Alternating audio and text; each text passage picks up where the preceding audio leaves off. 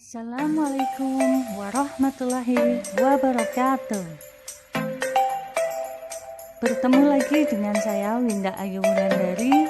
Untuk kali ini kita akan belajar mengenai materi gagasan pokok dan gagasan pendukung. Ayo mari kita simak materinya dan penjelasannya di slide selanjutnya. Setiap paragraf memiliki gagasan pokok dan yang diperkuat dengan gagasan pendukung.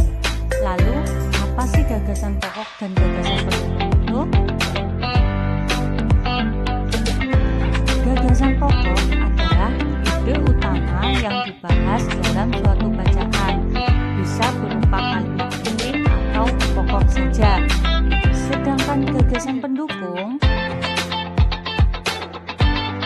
adalah uraian atau tambahan informasi untuk gagasan pokok. Penempatan gagasan pada sebuah paragraf bisa dibagi menjadi 3 cara, yaitu paragraf deduktif, paragraf induktif, dan paragraf campuran. Paragraf deduktif adalah paragraf yang gagasan atau ide utamanya berada pada awal atau baris pertama dari sebuah paragraf. Paragraf induktif adalah paragraf yang kalimat utamanya terletak di akhir paragraf. Kemudian, paragraf campuran adalah paragraf yang kalimat utamanya diletakkan di 2 bagian. Contoh yang sering ditemukan adalah diletakkan di bagian awal dan akhir paragraf. Contohnya, nah ini contohnya, simak baik-baik. Novi merupakan penari jaipong yang terkenal di Karawang. Bakatnya merupakan turunan dari ibunya yang sangat dikenal oleh masyarakat. Saat ini ia sering dipanggil manggung sana-sini. Beberapa kali juga Novi sering terlihat di sebuah stasiun TV swasta. Selain bakatnya sebagai penari jaipong, ia juga sedang mendalami dunia permodelan. Nah, dari contoh tersebut, coba cari gagasan utamanya.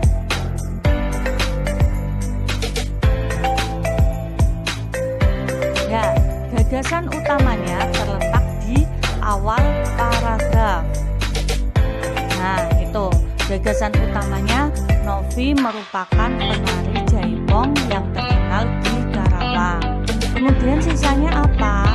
Sisanya yaitu gagasan pendukung. Bakatnya merupakan turunan dari ibunya yang juga sangat dikenal oleh masyarakat.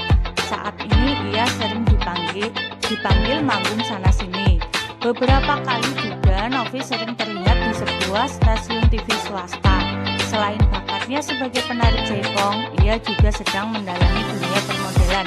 Nah, itu merupakan gagasan pendukung.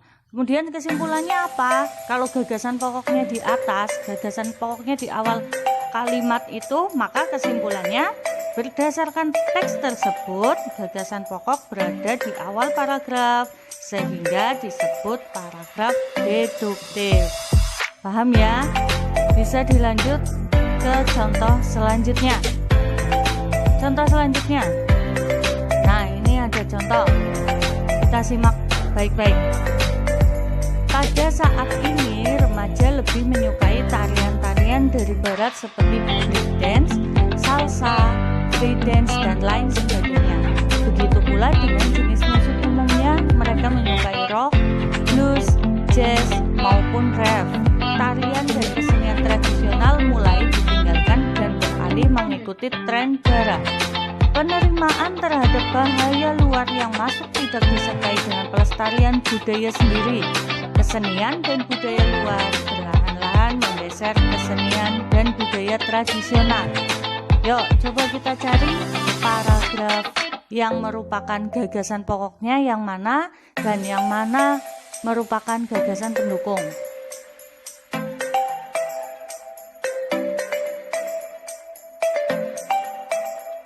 Ya, betul sekali.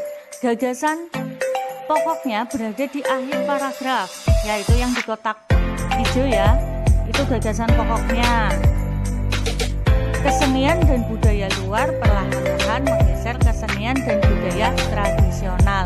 Nah, itulah gagasan pokoknya. Kemudian sisanya merupakan gagasan pendukung. Nah, perbedaannya, ciri-cirinya antara gagasan pokok yang di atas dan di bawah, biasanya kalau paragraf deduktif itu contoh-contohnya di bawah.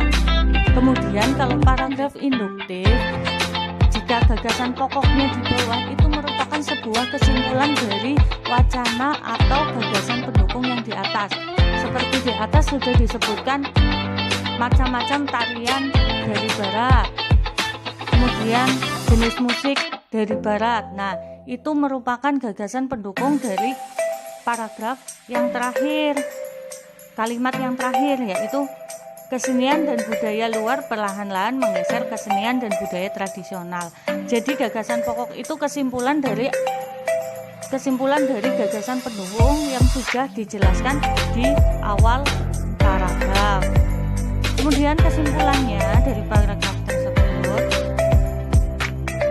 berdasarkan teks tersebut, gagasan pokok berada di bawah paragraf, sehingga disebut paragraf induktif. Diingat-ingat, induk itu berarti yang memiliki gagasan pendukungnya di atas. Jadi gagasan pokoknya di bawah, induknya itu di atas induknya. Oke, bisa dilanjut. Contoh selanjutnya kita simak. Yuk, kita simak bareng-bareng. Manfaat jeruk nipis ternyata sangat banyak. Jeruk nipis bisa digunakan untuk obat batuk alami. Selain itu juga bisa menjadi minuman yang menyegarkan. Jeruk nipis dimanfaatkan juga sebagai bumbu dapur. Jadi ternyata banyak sekali manfaat jeruk nipis untuk manusia. Nah, paragraf apa ini? Kita simak baik-baik. Nah, ternyata gagasan pokoknya itu ada dua. Ada di atas dan ada di bawah. Gagasan pokoknya itu ciri-cirinya memiliki hampir sama kalimatnya. Yang atas itu manfaat jeruk nipis ternyata sangat banyak. Kemudian yang bawah diulangi lagi tapi dengan kalimat yang berbeda. Jadi ternyata banyak sekali manfaat jeruk nipis untuk manusia. Kemudian gagasan pendukungnya di mana? Gagasan pendukungnya ada di tengah. Jeruk nipis bisa digunakan untuk obat batuk alami. Selain itu juga bisa menjadi minuman yang menyegarkan. Jeruk nipis dimanfaatkan juga sebagai bumbu dapur. Nah, itu gagasan pendukung. Lalu kesimpulannya, itu paragraf apa? Karena memiliki gagasan pokok di atas dan di bawah, maka kesimpulannya,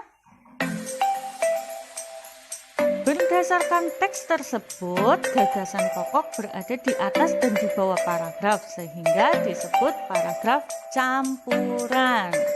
Sudah paham ya bedanya antara paragraf induktif, paragraf deduktif, dan paragraf campuran.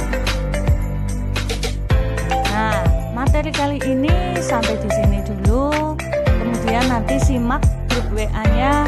Nanti ada tugas mengenai gagasan pokok dan gagasan pendukung. Cukup sekian, sampai jumpa lagi. Wassalamualaikum warahmatullahi wabarakatuh. Assalamualaikum warahmatullahi wabarakatuh. Bertemu lagi dengan saya Winda Ayu Wulandari. Untuk kali ini kita akan belajar mengenai materi gagasan pokok dan gagasan pendukung. Ayo mari kita simak materinya dan penjelasannya di slide selanjutnya. Setiap paragraf memiliki gagasan pokok dan yang diperkuat dengan gagasan pendukung. Lalu, apa sih gagasan pokok dan gagasan pendukung itu? Gagasan pokok adalah ide utama yang dibahas dalam suatu bacaan. Bisa berupa kalimat inti atau pokok saja. Sedangkan gagasan pendukung adalah uraian atau tambahan informasi untuk gagasan pokok. Penempatan gagasan pada sebuah paragraf bisa dibagi menjadi 3 cara, yaitu paragraf deduktif, paragraf induktif, dan paragraf campuran. Paragraf deduktif adalah paragraf yang gagasan atau ide utamanya berada pada awal atau baris pertama dari sebuah paragraf. Paragraf induktif adalah paragraf yang kalimat utamanya terletak di akhir paragraf. Kemudian, paragraf campuran adalah paragraf yang kalimat utamanya diletakkan di 2 bagian. Contoh yang sering ditemukan adalah diletakkan di bagian awal dan akhir paragraf. Contohnya, nah ini contohnya, simak baik-baik. Novi merupakan penari jaipong yang terkenal di Karawang. Bakatnya merupakan turunan dari ibunya yang sangat dikenal oleh masyarakat. Saat ini ia sering dipanggil manggung sana-sini. Beberapa kali juga Novi sering terlihat di sebuah stasiun TV swasta. Selain bakatnya sebagai penari jaipong, ia juga sedang mendalami dunia permodelan. Nah, dari contoh tersebut, coba cari gagasan utamanya.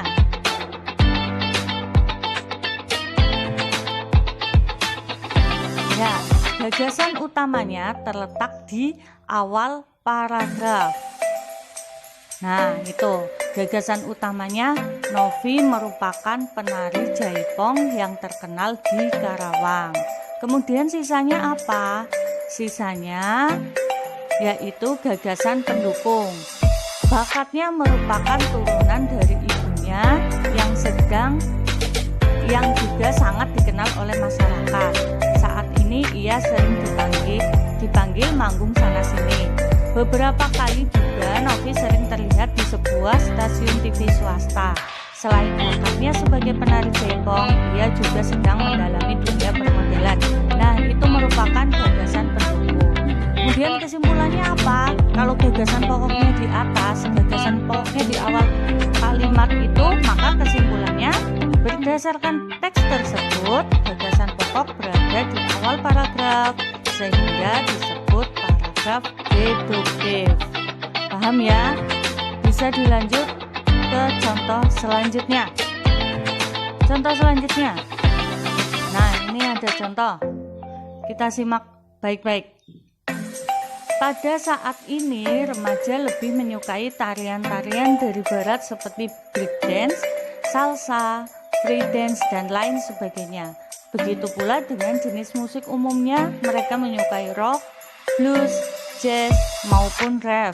Tarian dan kesenian tradisional mulai ditinggalkan dan beralih mengikuti tren barat. Penerimaan terhadap bahaya luar yang masuk tidak disertai dengan pelestarian budaya sendiri. Kesenian dan budaya luar perlahan-lahan menggeser kesenian dan budaya tradisional. Yuk, coba kita cari paragraf yang merupakan gagasan pokoknya yang mana dan yang mana merupakan gagasan pendukung.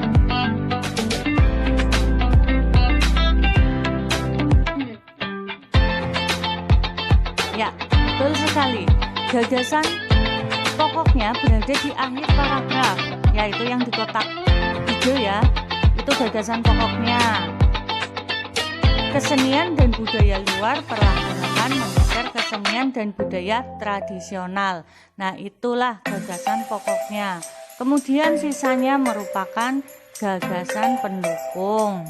Nah, perbedaannya, ciri-cirinya antara gagasan pokok yang di atas dan di bawah, biasanya kalau paragraf deduktif itu contoh-contohnya di bawah. Kemudian kalau paragraf induktif, jika gagasan pokoknya di bawah, itu merupakan sebuah kesimpulan dari wacana atau gagasan pendukung yang di atas. Seperti di atas sudah disebutkan macam-macam tarian dari barat, kemudian jenis musik dari barat. Nah, itu merupakan gagasan pendukung dari paragraf yang terakhir, kalimat yang terakhir, yaitu kesenian dan budaya luar perlahan-lahan menggeser kesenian dan budaya tradisional. Jadi gagasan pokok itu kesimpulan dari gagasan pendukung yang sudah dijelaskan di awal paragraf. Kemudian kesimpulannya dari paragraf tersebut, berdasarkan teks tersebut, gagasan pokok berada di bawah paragraf sehingga disebut paragraf induktif. Diingat-ingat, induk itu berarti yang memiliki gagasan pendukungnya di atas. Jadi gagasan pokoknya di bawah, induknya itu di atas induknya. Oke, bisa dilanjut. Contoh selanjutnya kita simak. Ayo kita simak bareng-bareng. Manfaat jeruk nipis ternyata sangat banyak. Jeruk nipis bisa digunakan untuk obat batuk alami. Selain itu juga bisa menjadi minuman yang menyegarkan. Jeruk nipis dimanfaatkan juga sebagai bumbu dapur.